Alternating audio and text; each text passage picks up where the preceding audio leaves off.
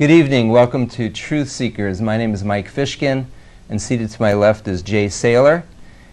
We are a live program with phone calls, so you folks can call in and give your reactions to what you're hearing and seeing. We're all about evidence relating to philosophy and spiritual things that relate to why we're here. Whether there are answers to and a reason for us being on this planet, or whether we just happen by chance through evolution or not. We're continuing as we did by the way, guys, I'm hearing music on my ear.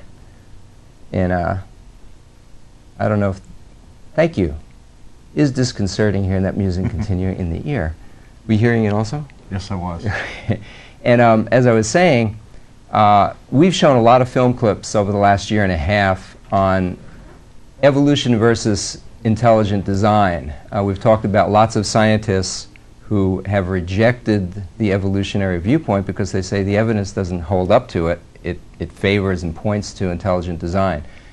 So those phone numbers should be coming up any second, in which you can call in. Some of you are regular viewers and you know what I'm talking about. Others of you are flipping around and are new. And I think you're going to find something really interesting. We're showing a film that both Jay and I feel is our favorite film discussing this issue of intelligent design, because it goes right into the heart of the cell, in which you see animation of the incredible complexity. And a lot of the discussion tonight is going to be on information in the DNA, and we'll talk about that. And we'll be rolling a film shortly. I don't know if any of you guys who are watching saw this article. It was 9 days ago. We brought it up last week. 9 days ago in the Oregonian. It was a full-page ad, not ad, full-page article on News Focus, page A9. And it was called, the heading was, "An Evolution in Teaching Fear of Religious Fundamentalists Keeps the Topic Out of the Classroom." And we talked about how, you know, people get fired even now for teaching the opposite of evolution. People don't get fired for teaching evolution. And just because of a resurgence in scientific information, these people who have been teaching evolution want to continue the type of censorship they've had. We've shown scientists on here that evolutionists now refuse to debate in college settings, because when the students hear them debate, they say, yeah, we want to be taught both views from a scientific standpoint only, but we want the information both ways, critical of Darwinism as well as for Darwinism. Because when what these people are afraid of, and why they're censoring intelligent design and attempting to, by saying fear of fundamentalists, what's happening is in many school boards around the country, other people are becoming exposed to the teaching that many scientists are seeing, that design in the cells and design in the universe indicates a designer. And the fact, Darwin himself mentioned three things. He said, if any of these three things occur, you can throw my theory out. All three of them have occurred. So if Darwin was around here, if he was going to stick to his words, he'd sit right here between us and say, yeah, toss my theory. I'm into intelligent design now. That would have made his wife happy, too. She was very upset with him, with his Darwinian viewpoint, as it's come to be known. Well, Mike, why do we even have to have a viewpoint when we're dealing with specifically science, and just look at the scientific evidence and just study science as it is, and not put a view one side or the other? That's an excellent point. We shouldn't, because we should be looking at the evidence. And that's the point that these gentlemen bring out. But it's the other side that has censored for many years. Mm-hmm. They point out that they leave out the supernatural. They've written supernatural out of science, a supernatural designer, even though if all the evidence points there, they don't want to look in that direction because of psychological reasons that Jesus talked about in the Bible. As many of you know, I come from a Jewish background, and through a lot of searching through Eastern religion, psychology, philosophy, I finally became a believer in Jesus through reading the Bible and other evidence in the prophecies, just like Isaac Newton, Michael Faraday, Robert Boyle, when I was 29. And Jay, you were a little later. You were 35. I was 35 years old. Before God lifted the veil. Right. totally confused in my life, but so happy now to know the truth. And all I did was just one day sit down and say, look, I want to know. In my heart, I just said, I want to know. What's right out here? Why am I here? Is there a purpose for my life? Because I was at such a low point, Mike, I really didn't care anymore. Except I cared enough to say, is there something more than just being born and dying? Because that's basically what my life was. And like you said, he unveiled me because I asked. I said, I want to know. And he slowly showed me, as I kept seeking the truth, showing me who the truth is and my whole purpose for being here. And that is the whole purpose of this program, is because there is such a view of evolution out there.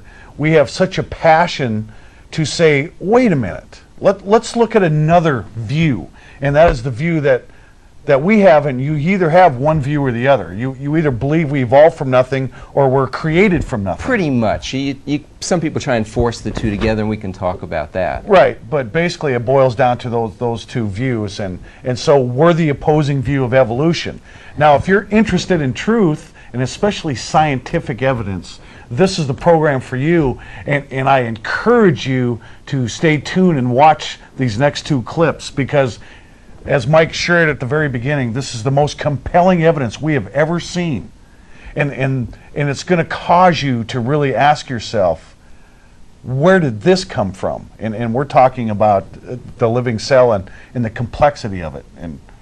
Exactly. And if we've been designed, the question becomes, who is this designer? And with that, gentlemen, we would love you to roll that first section of film. And for you folks who are watching, please give us a call, give us your opinions of what you think afterwards. It's about 10 minutes.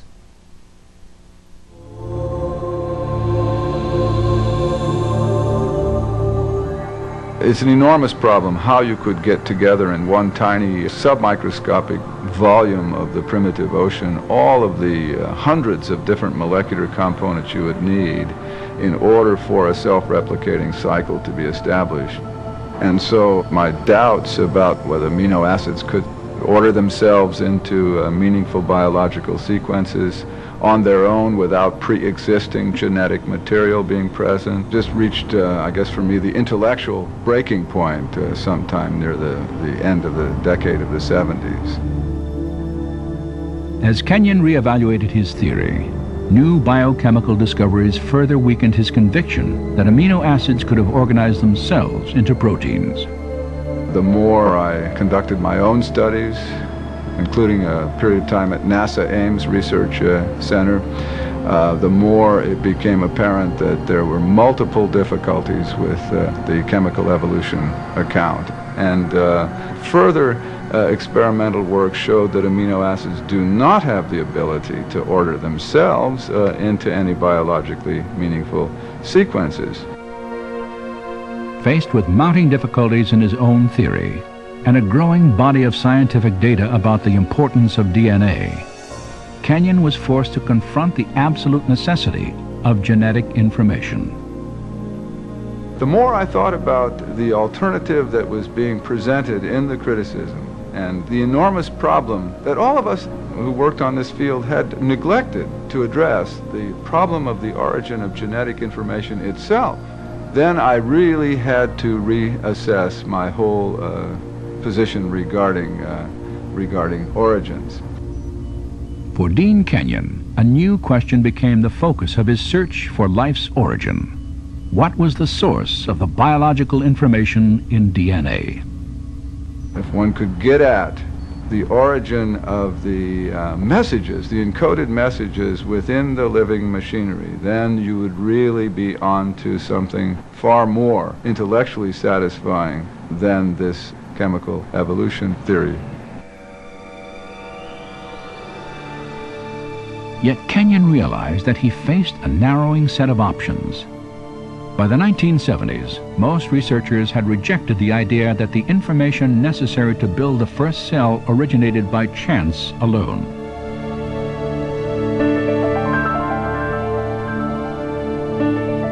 To understand why, consider the difficulty of generating just 2 lines of Shakespeare's play Hamlet by dropping Scrabble letters onto a tabletop.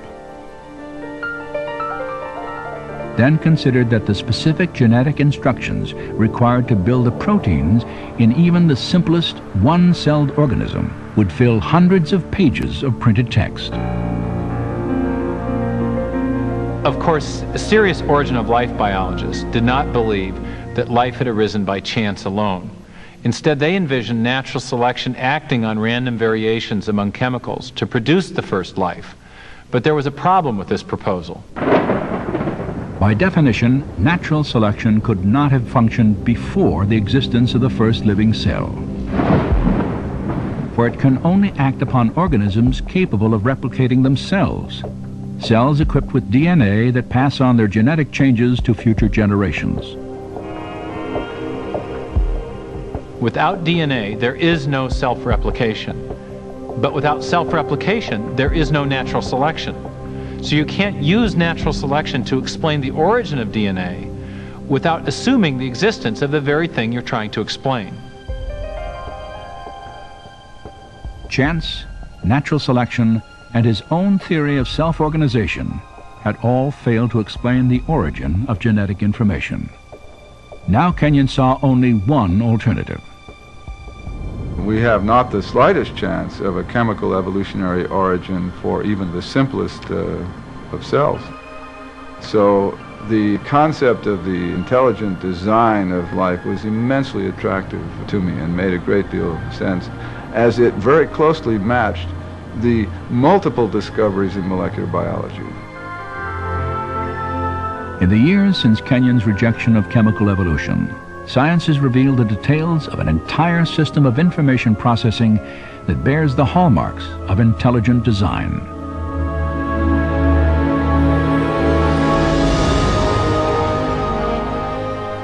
With computer animation, we can enter the cell to view this remarkable system at work.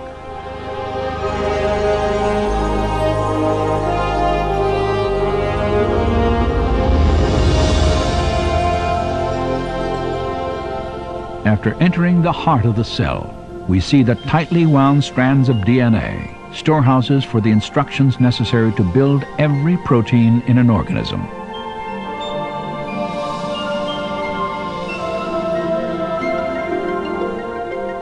In a process known as transcription, a molecular machine first unwinds a section of the DNA helix to expose the genetic instructions needed to assemble a specific protein molecule. Another machine then copies these instructions to form a molecule known as messenger RNA.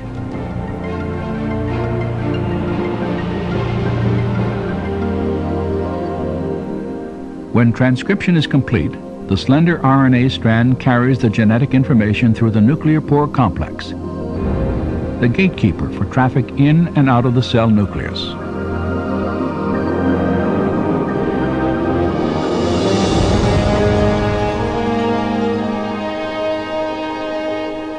The messenger RNA strand is directed to a two-part molecular factory called a ribosome. After attaching itself securely, the process of translation begins.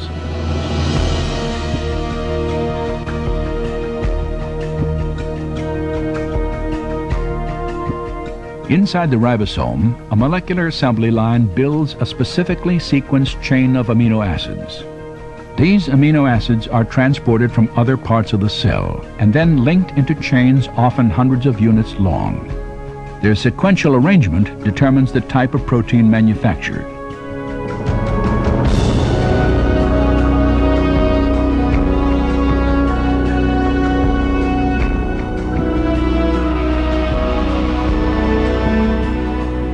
When the chain is finished, it is moved from the ribosome to a barrel-shaped machine that helps fold it into the precise shape critical to its function.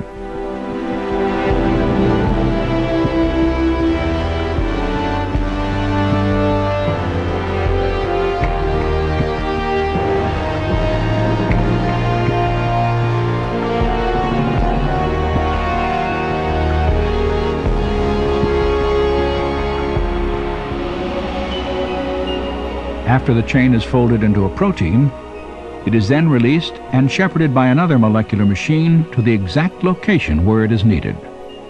This is absolutely mind-boggling to perceive at this scale of size such a finely tuned apparatus, a device that bears the marks of intelligent design and manufacture. And we have the details of an immensely complex molecular realm of genetic information processing. And it's exactly this new realm of molecular genetics where we see the most compelling evidence of design on the Earth.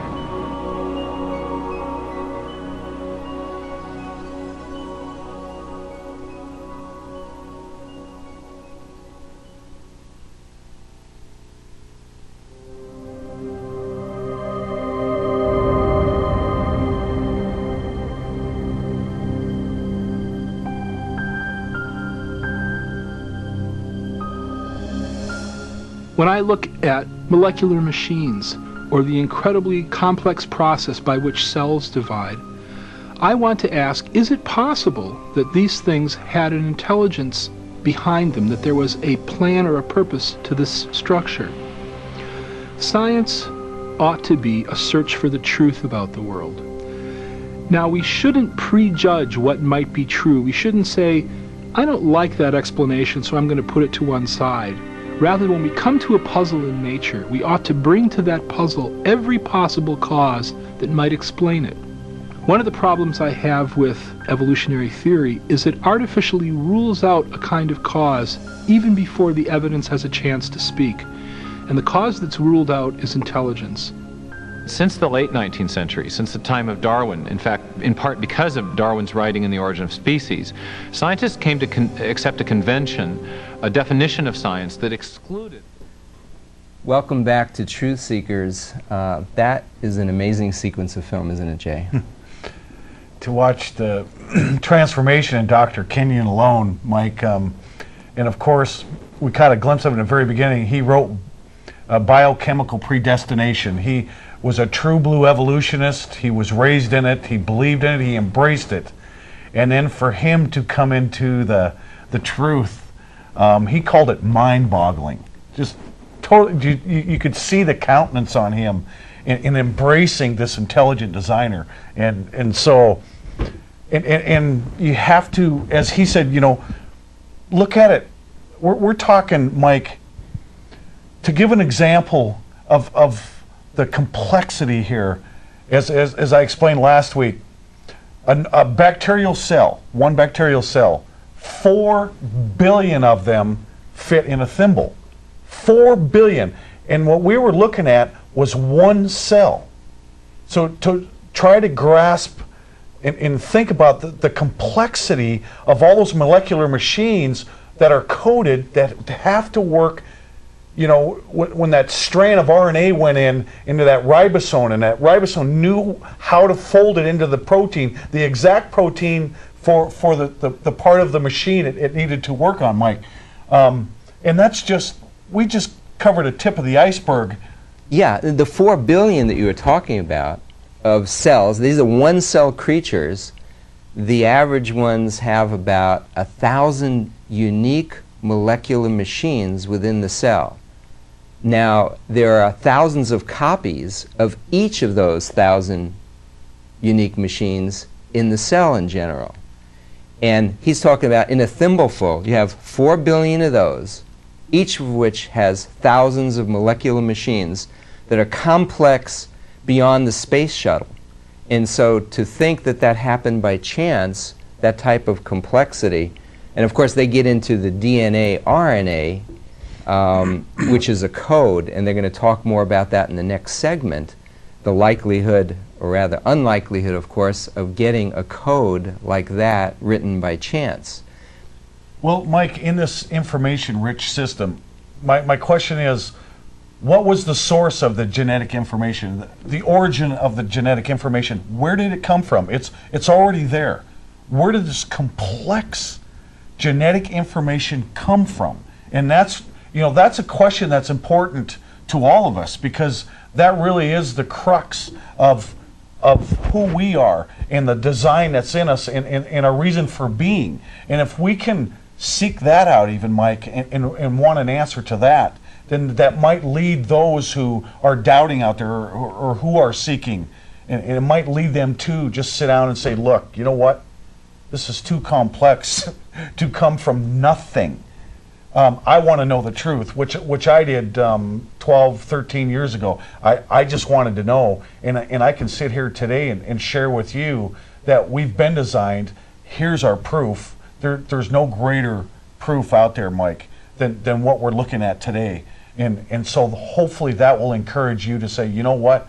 I want to know who I am, where I came from, why am I here, and where am I going? Because that is the only important question you need to ask yourself. And Mike, everyone we've talked to at some point in their life has, when they're alone, has asked themselves, who am I? You would think. You'd think. You know, they mentioned Francis Crick. They showed a quote of his up there that said that every scientist, when he looks at the cell, must keep in mind constantly that the cell happened by chance and was not designed. Because what they're looking at shows design. And Francis Crick is saying, well, you just got to keep in mind that it wasn't designed, even though it looks like it's designed. He ended up coming to the conclusion that life did not arise on this planet, that to get one protein, and of course he won the Nobel Prize for discovering the properties of DNA, along with his partner. But after looking at the complexity of proteins and everything, he said just the probability of getting one protein by chance is utterly impossible. And we've talked about that in some other programs. We can mention that again. I'd be curious from some of you watching, have any of you changed your minds about evolution in the last year or two or three? Do you have any real strong evidence for evolution? Because we don't see any. We talked about mutations, the fact that they damage genes, they destroy genes, they can replicate genes, but they can't add new information, which is required to go from a single cell organism like a bacteria to us. Single cell bacteria has maybe 1,000 pages of code in the DNA. That's mind-boggling. We have, was it 10,000, 100,000, 1 million pages? Yeah, it's way beyond that. I forget the figure. Well, and it's new coding that you just don't get by chance. Well, maybe we can grasp this, Mike. Scientifically, we do know that there's enough DNA in a human being. If you cut it in two, it would go to the moon and back, I think, like 5 times. Right. And that figure it's 2 books, so it's about 1,000 pages, right? 2 books of about 500 pages each versus 1,000 books for us in DNA coding versus that bacteria having 2 books. But to get even one of those protein machines, of which there's usually about 1,000, there's certainly hundreds of them, the probability of that, different scientists have talked about, and they say it's utterly impossible to get one protein. We've talked about this guy, John Baumgartner. We've shown this book before, In 6 Days. It's the testimony of 50 scientists who no longer believe in evolution, but believe we're designed. The evidence points to design. Baumgartner works at Los Alamos. He's the developer of something called 3D Terra Code. He's got a PhD in astrophysics, a Master of Science in Electrical Engineering from Princeton, his PhD in astrophysics from UCLA. He is a renowned expert in those areas, works on supercomputers as well. And he likes to talk with other scientists in the newspaper there, and he points out, he said, anyone with rudimentary math from a scientific level that's good with math will see that there's no chance of getting even one protein, yet you need hundreds, if not 1,000, for the simplest one-celled organism. And he points out, he makes it this analogy, which is really mind-boggling. He says that, assume that to get one protein, assume that all the atoms in the entire universe, he says there'd be less than 10 to the 80th power of them. All scientists who are involved in the cosmos agree with that that's a 1 with 80 zeros after it. That's the number. There's no greater. The number of atoms in the universe don't exceed that. They're less than that. So that's a conservative number, 10 to the 80th power. And that's in the universe, not just our solar system, but all solar systems, all galaxies, all atoms in all of them. everywhere, all added together, less than 10 to the 80th power. He said, imagine that you have those atoms for 30 billion years, about twice as long as evolutionists say evolution took place. 30 billion years, every second, every atom interacting 1 trillion times and coming up with a new molecule in every of those reactions, so that you get 1 trillion new molecules per atom per second for 30 billion years. He said, you'll come up with a number 10 to the 110th power, but to get one protein, you need a number of 10 to the 130th power. A simple protein, smaller than the average protein of just 200 amino acids, he says, with 100 of the amino acid sites fixed, and then you need the other letters. There are 20 amino acids that are used for life. So on each site, you're picking one of those 20 each time, but in the 200 sites. But 100 of those sites are fixed. They have to be pretty much where they are. So the probability of getting that by chance is 1 in 10 to the 130th power. He said that leaves you 100 billion billion with a B twice, 100 billion billion times short of all those new molecules created by all those atoms. 1 trillion new molecules being created and interacting per second for 30 billion years. And all, he said, that's all the atoms that could have, all the molecules that ever could have existed.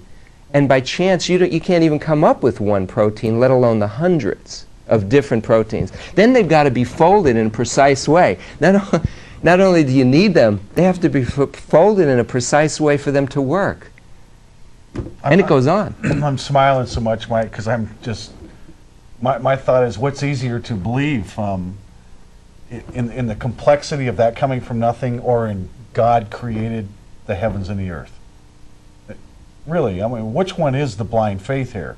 It's not that God spoke things into existence, because what he spoke into existence from what you're describing here and what we're seeing is the most complex, inexcusable organism for anyone to say this came from nothing. Because first of all, a living being or a living organism has to come from a living organism. It can't come from... We've looked at the chemical evolution, we've looked at all the different types of evolution.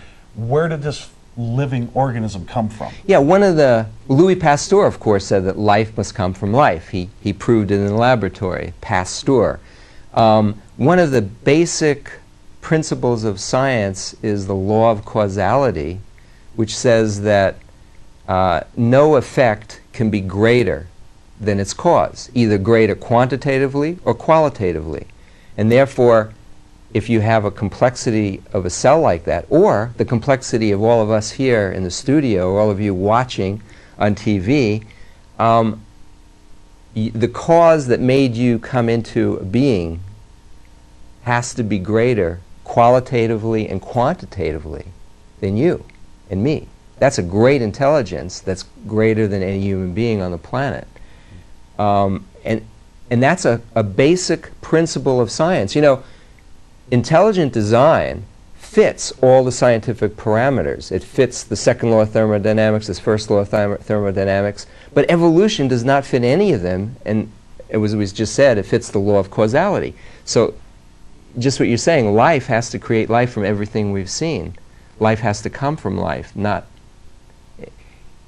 There's no other way. So does that pose a question to you out there? Are you interested in wanting to know this intelligent designer? We'd love to hear from you and talk about this designer and the proof of who this designer is and why he designed you and he designed me and everyone in this human race. You know, Jay, I think evolutionists who they don't have a leg to stand on when they see this, and they're, in a sense, struck dumb.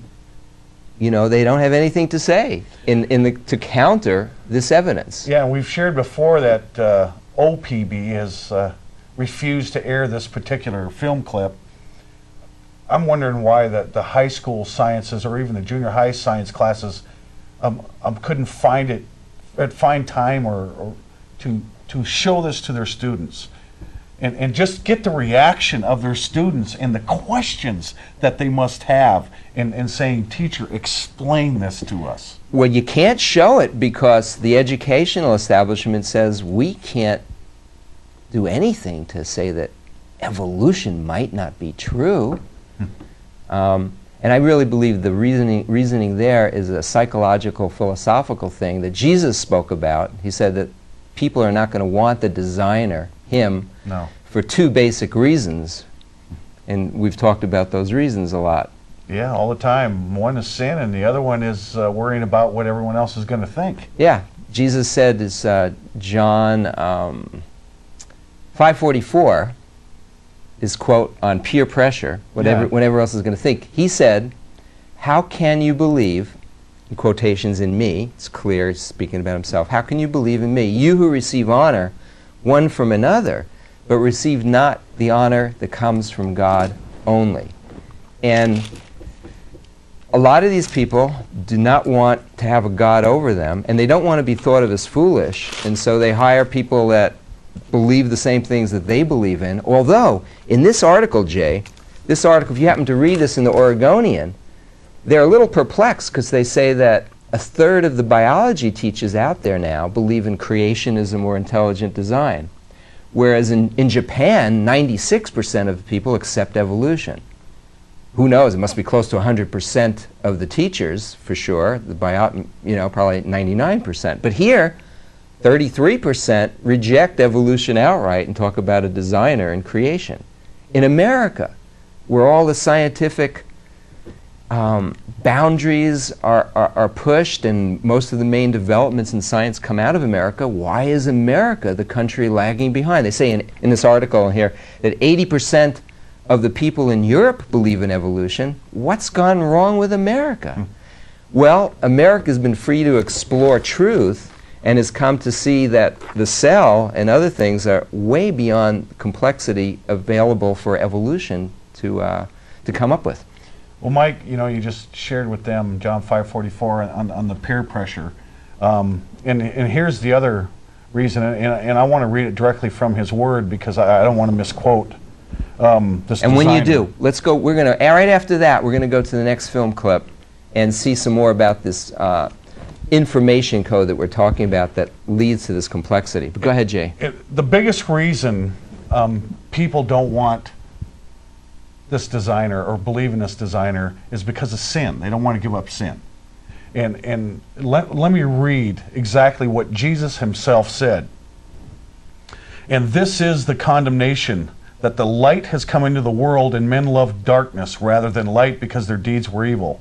For everyone practicing evil hates the light and does not come to the light, lest his deeds should be exposed.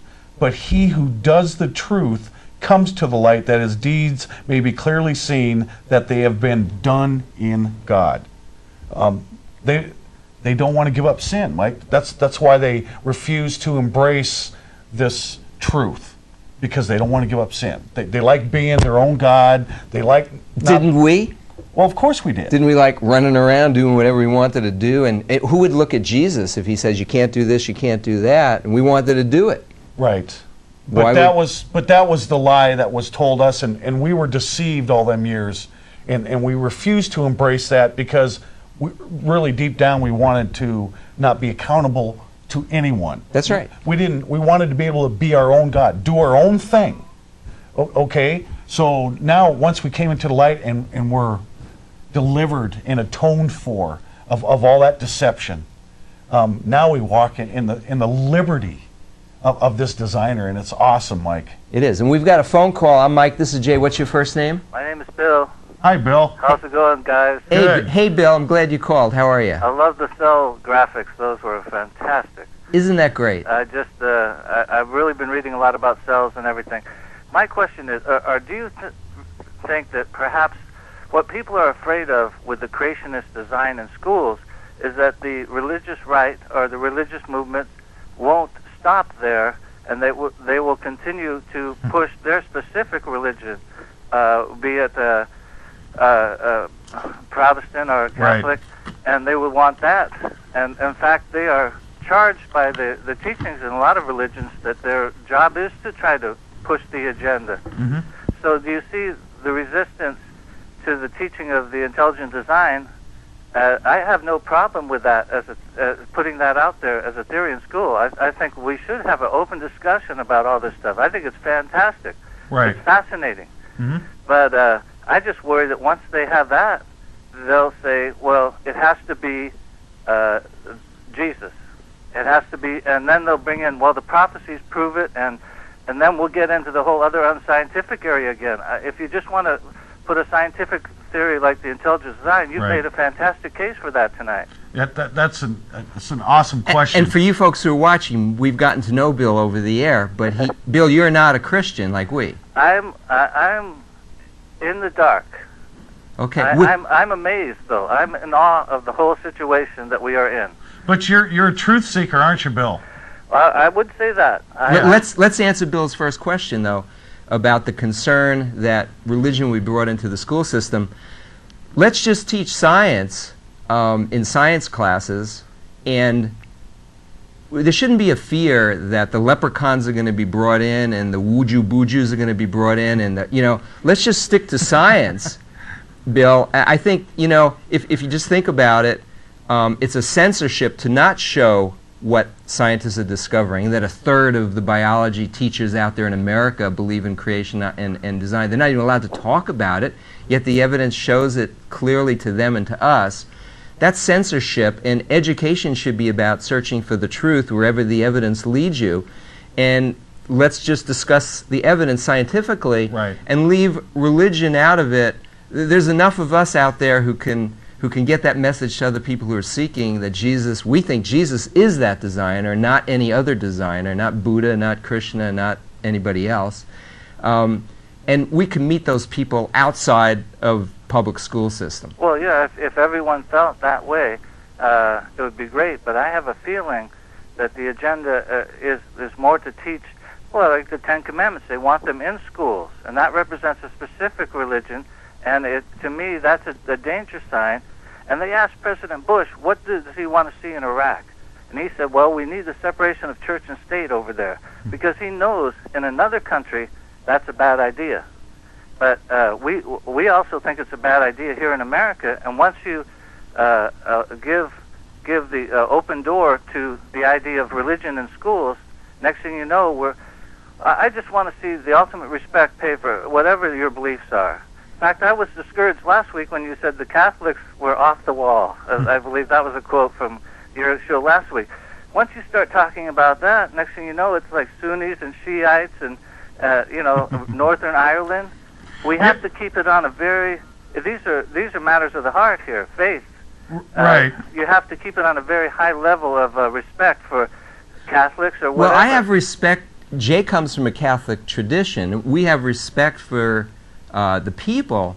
We don't have as much respect for things that are taught as truth when we see they're not truth. For instance, with just briefly with Catholicism, one little thing, Jesus said, "Call no man father," and yet all priests are called what in Catholicism? Father. And the Pope is called, that means Papa, the Great Father. Well, there's a way of saying that without saying that it's off the wall. That to me was sort of a derogatory expression.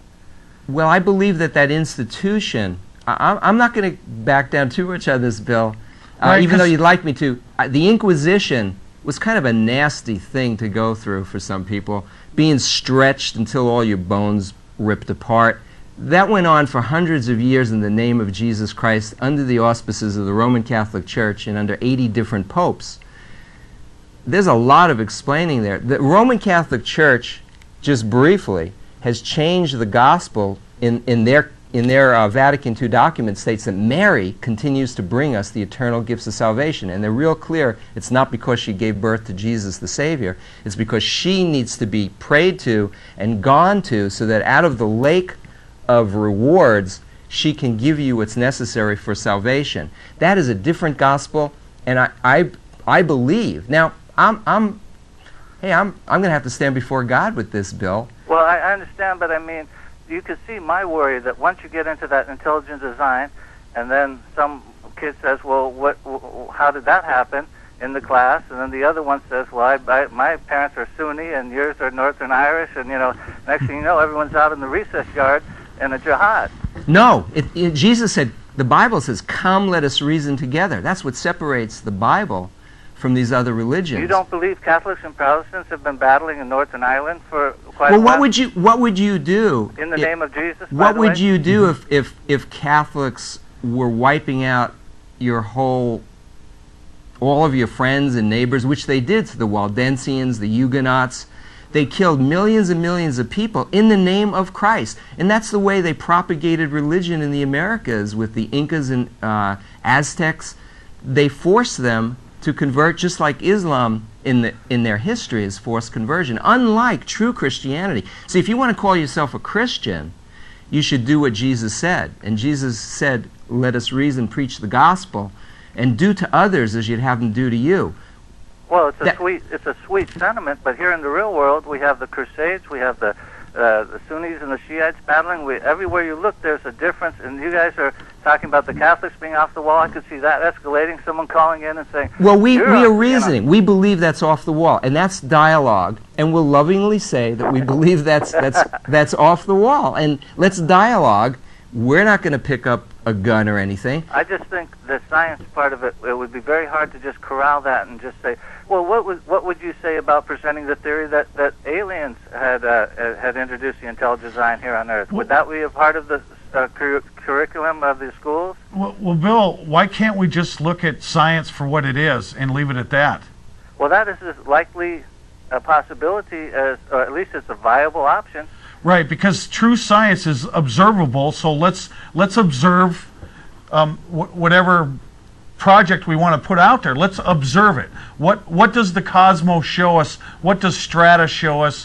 What does the magnetic core of the Earth show us? What does the moon, the sun show us? Let's look at what is observable. Let's look at Mount St. Helens and the trees that are already petrifying.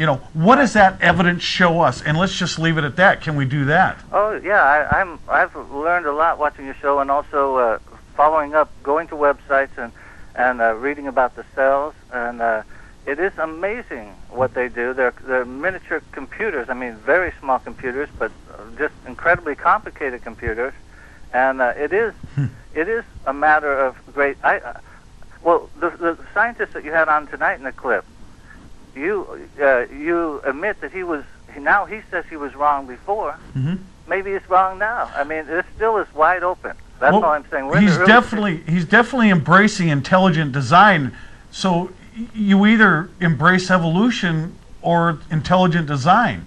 Now, which way are you leading, Bill? Well, I would say that there is a lot of questions to be answered about how we get this complicated. And there's a giant leap between the idea of intelligent design, meaning God in the Christian sense, well, and intelligent design, maybe it was a committee of aliens on a distant galaxy that evolved in a different way, and this whole Earth is an experiment that they set up. You can't rule that out. Would you want that taught in schools too? Well, that's a possibility. That is. But between you and us, who is this intelligent designer? Don't you want to know? Why didn't he or she or the intelligent designer want us to know? He did. That's the whole point. That's why we're here. Well, why wasn't the Bible handed down right from the man? That's what problem I have. You guys profess that the tablets of the Ten Commandments were handed down from the sky to Noah. Why didn't he give some nice leather-bound, definitive things that explained all this, rather than have us fight over it and have the differences of opinion and jihads and religious wars and crusades? Let me just say that in the Bible, God makes it real clear through Moses that if a prophet is wrong once, he's to be stoned to death. And so the Jewish people kept the prophecies of men who were never wrong in their lifetime, and they prophesied frequently to events. Gene Dixon was right about half the time. They were right 100% of the time. If they were wrong once, they were going to be stoned to death. So they're taking a big risk if they're going to say something and didn't know for sure it was not coming from the Almighty. He chose that way. Who am I to say I've got a better way than him? He's made the universe. He made those cells with all the complexity we just looked at. Well, maybe my question would be, if the Jewish religion had the prophecies in it, mm-hmm. and they prophesied Jesus as the Savior, mm-hmm. how come the Jewish people themselves don't believed that these prophecies pointed to Jesus. I.e., you can go and find websites where they list all the prophecies that did not come true, where they say things like, well, this was prophesied in the lifetime of the people listening, and it didn't happen. Well, hold on a second. Let me answer that, because we can go on to a number of things, Bill. I always challenge people, let's talk about those in a specific manner. People say, well, what about this and what about that? And then they have no specifics, and they haven't read the Bible most of the time. Well, I can answer his question. And go ahead. Bill, in the book of Romans, we're in chapter 11, which Paul he's talking to the Jewish people specifically, Israel's rejection. And it says, and he quotes David, King David, let their table become a snare and a trap, a stumbling block and a recompense to them. Let their eyes be darkened so that they do not see, and bow down their back always. I think for Jewish people, I think it would be better for me to answer. You could answer more for the Catholics too, but as a Jew... don't fight, fellas. Yeah, but before that, God gave them a spirit of stupor so they would not be able to see. The veil is still over them. And why? The reason why is most human beings don't want truth. It was what we were talking about before. Most human beings, whether they're Jewish or not Jewish, doesn't matter who you are. Right. Most of us want to do our own thing, and then we also want to be approved of by our peers. And Jesus said, you got to intellectually step aside. You got to be willing to do what I say, what God says, and not what you want to do and what pleases your friends. And most human beings don't want to do that. And so most Jews have not accepted the Messiah. But yet, in the early church, which for the first 12 years, Bill, was all Jewish, maybe 100,000 Jews, right away became believers. But the rest wanted to do their own thing. In other Jewish books, other Jews have talked about the corruptness of the Sanhedrin that put Jesus to death at that time. There have been a number of books saying that was about the most corrupt government, those are priests governing Israel, the Sanhedrin, and they were utterly corrupt as men. They didn't want the truth. They didn't want a Messiah. They wanted money, like most people today. And so that's the answer in essence. And as far as the other question with prophecies, I think I answered that. That's the way God chose to show it. Mm-hmm. And it's convincing enough for Isaac Newton, Michael Faraday, Robert Boyle, and many others. Does that help? I would have been a lot more happy if he said, later you will study something called cells. Look into them and you will see that I am the intelligent designer. That isn't in there. They don't talk about that. Well, all he said was seek the truth, and the truth will set you free. I don't want to take too much time, but I do want to say I love your show, and you're doing a really thought-provoking, great broadcast here. Thank you, Bill. Take care. Thank you. Caller number 2, Richard, are you there? Yes, Reverend Richard, your friendly New Thought minister. Hey, Reverend Richard. How are you guys tonight? Good. That was quite a little bit of discourse you had going on there. That guy was a real challenge for you. I like that. That was really... Thank you. What was his name? Bill, and we love Bill too, and we love that challenge. In fact, Bill had a question a few weeks ago on viruses, and would like to get to that, but you're on the line now. Right, I just want to continue maybe afterwards. in the same basic vein. Sure. I think that I have discussed with you before that I also believe in intelligent design. I just don't happen to accept that the intelligent designer comes out of the first 3 chapters of Genesis. Right. But recently there was a wonderful television program on PBS it's called Origins. I don't know if you happen to watch that. No. But it was a 4-part miniseries, and it went through the whole process of quote-unquote evolution from the beginning of the universe right on down to this present day. But it did it backward. First hour was present day, and then went on back to the beginnings. And it's interesting that you brought up earlier that a large percentage of cosmologists and physicists, quantum physicists in particular, and biologists, as they study more and more and more and more, are beginning to see a hand in it all.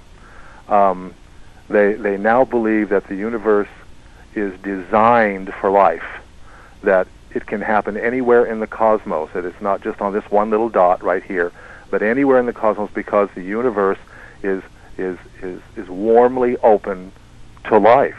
That's just what the scientists are discovering. They're still a minority, though, you'd agree with that? Very much a minority, right. But enough so that it becomes a highly praised miniseries. Okay, so it's getting that information out there. But what they talked about, and this is what I have a tendency to agree with, is that evolution, as you talk about it, really sounds like a dead, icky, no-spirit type belief system They talk about evolution as the true creative process. And they've been talking about that for as a long as long I've time. been alive. And it is a creative process, far more creative than the first chapter of Genesis. And that's where I and most creationists part company. I see the elegance and the beauty and the creativity in evolution where Christians don't. Well, we don't see how it's possible. In science classes, you're supposed to teach science, and you're supposed to teach... true science, of course, is experimentation and reproducing results. Of course, you can't do that. We can't recreate the earth and life. No one knows how to do that. And you can't do it from a creation standpoint, nor can you do it from an evolutionary standpoint. That's true. So we look at the evidence around us, and we say, well, it seems to point towards evolution, or it seems to point towards design.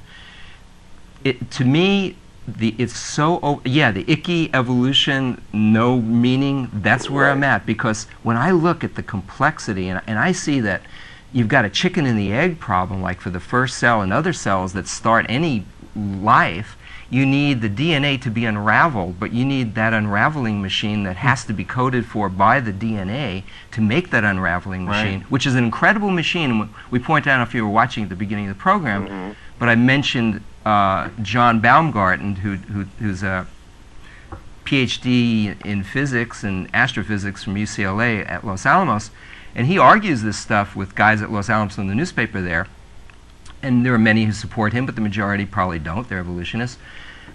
But he points out that just to get one protein out of the at least hundreds and probably 1,000 in a bacteria, one-celled creature, just to get one protein is utterly impossible by chance. Understood, and I agree with you on that. That's why I'm talking about an intelligent design all the way back to the so-called Big Bang. So you're saying a designer designed it? I don't know about a designer. Are you familiar with Taoism? A little bit. Okay. There's a wonderful expression in Taoism that says, the Tao that can be spoken of is not the eternal Tao. And I kind of carry that over into other religions. The God that can be spoken of, that can be described, that can be delineated and outlined, is not the true God. Right. In the Bible, God says, if you're God, show it by telling the future. And God says, I will. I'm going to give prophecy. And it convinced Isaac Newton, Michael Faraday, Robert Boyle. I didn't know that when I became a believer, convinced by prophecy too. So the Bible says something completely contradictory to that. I would say that's an interesting statement. I would say it's nonsense. I agree, and I know that you agree with that. But what I'm basically trying to say is this, that if the God in which you believe can be outlined, delineated, and described, that's too limiting for me. That's way too limiting. And God is not loving. God is love, and love has no boundaries. Love is also, God says he's also justice, and he's going to... But love and justice are the same thing, but there's... I don't know if you're about doing, that. Yeah, if you're doing it right.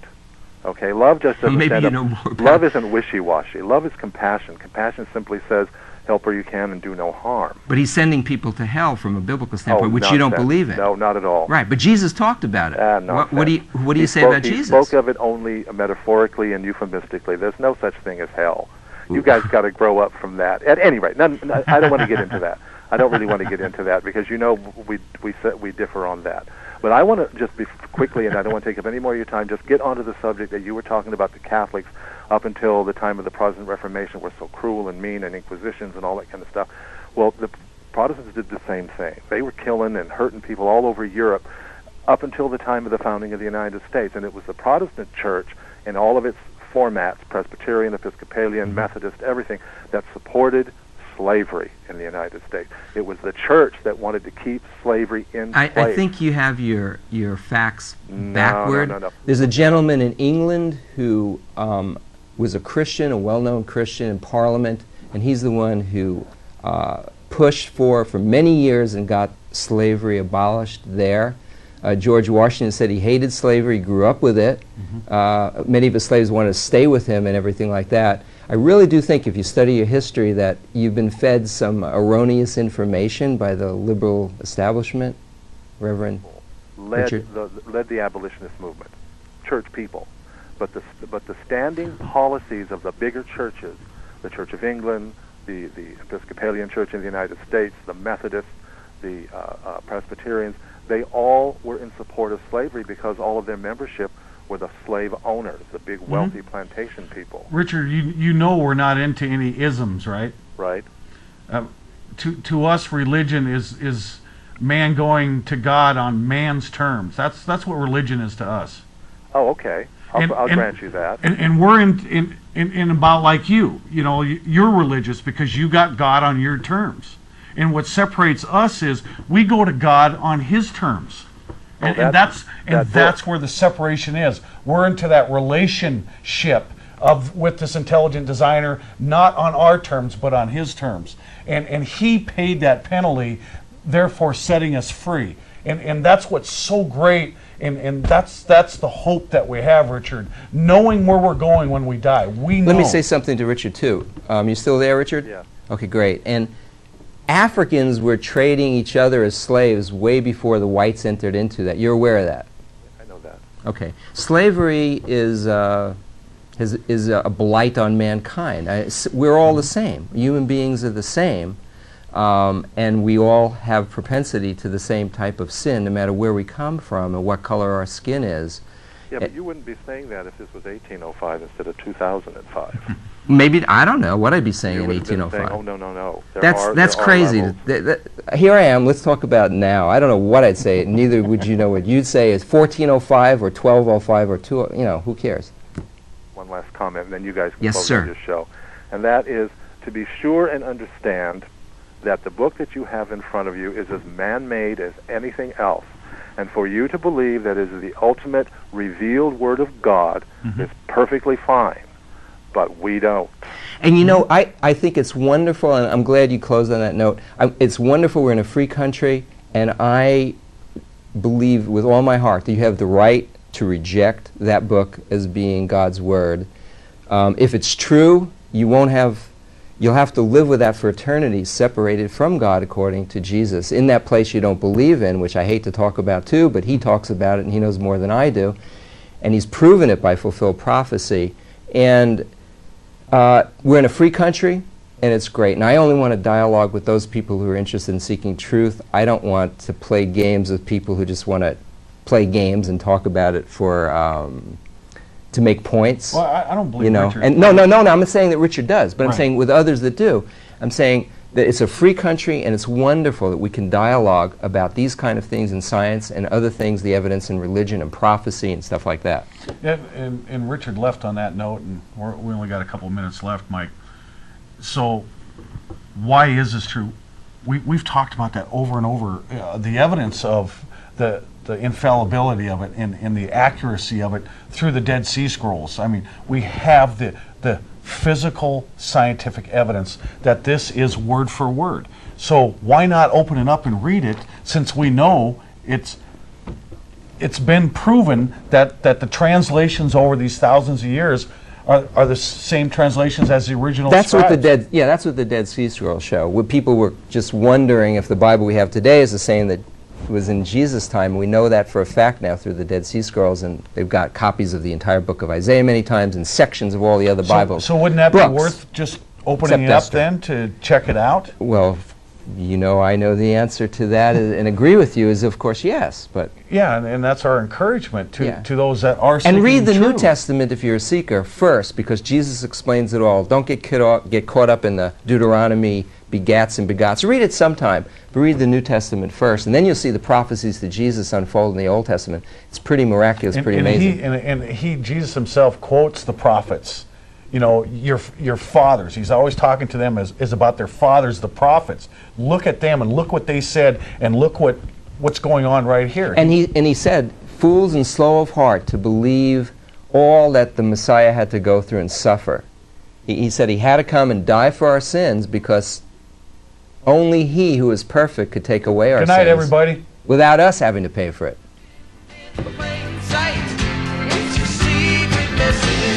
Thank you for tuning in, and we're going to continue on that living cell even more deeper next week.